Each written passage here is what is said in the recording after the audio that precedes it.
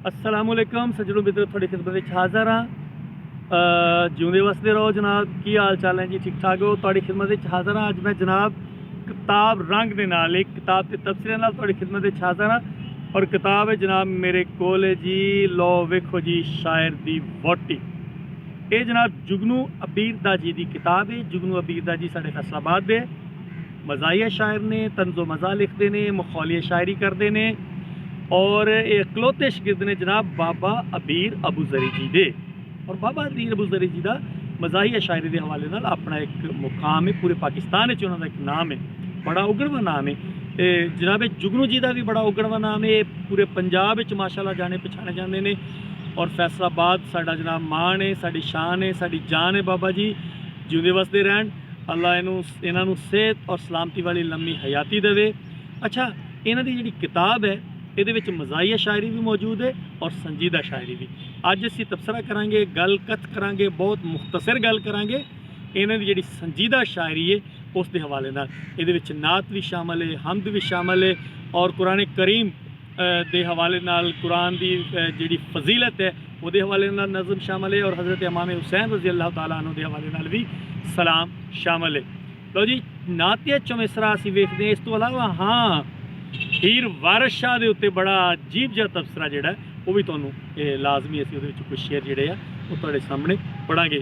नात सुनो जी। बाबा जी कहते हैं कि होए नात दा हक अदा मैथों, मेरी सोच मेरी कायनात कित्थे, मैं बे इलम बेअकल गवार बंदा, सोहना नबी कित्थे, ओदी जात कित्थे। और दूसरा देखो जी, चौमिसरा है कि गली बाती पिया नबी तो जग वारे, तेरे पल्ले नी चौलों दी कणी जुगनू, चीज़ वार तू वो जेड़ी बस तेरे, जे कुछ है ते प्यार दी रणी जुगनू।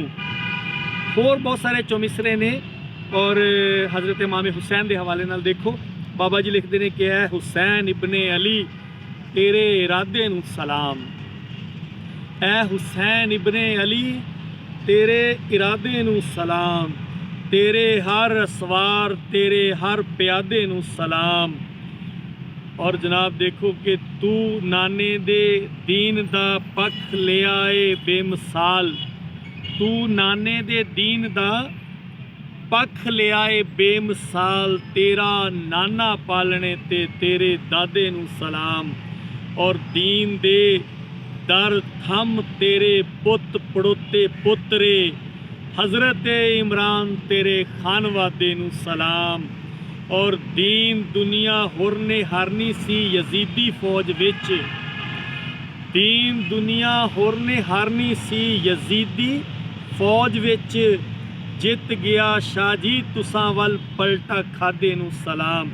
इस तरह दियां बहुत सारिया होर जनाब नज़मां ने बाबा जी ने लिखिया ने, कमाल खूबसूरत नज़मां ने। लो जी, हुण असी एक नज़म है अपने जनाब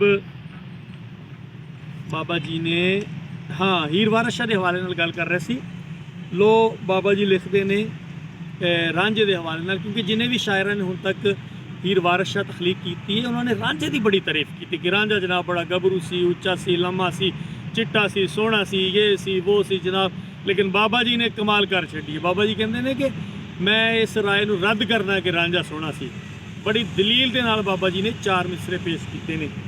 बाबा जी कहते हैं कि मैं नहीं मानदा, थोड़े जे लोग कहते है सी 14वीं रात का चंद रांझा, जे सी चंद ते पिंड दियां नड्डियां चों क्यों ना किसी ने कीता पसंद रांझा।